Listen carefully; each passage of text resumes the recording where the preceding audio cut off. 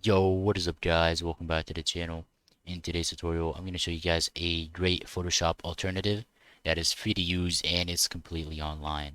So first step is going to be to open up Google Chrome, and then inside of Chrome you guys want to type in Photopea,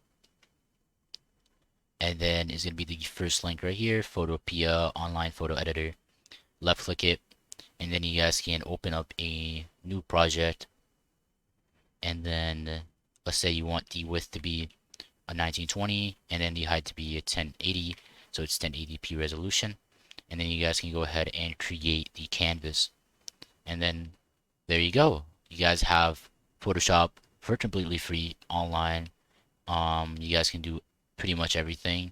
You can use a brush, you can use layers, folders, layers. You can do blending options in here too. It's completely free Photoshop online. And yeah, I mean, hope you guys enjoyed today's tutorial, and make sure to leave that sub and comment for more videos just like this. But yeah, hope you guys enjoyed the video and have a great rest of your day. Peace out.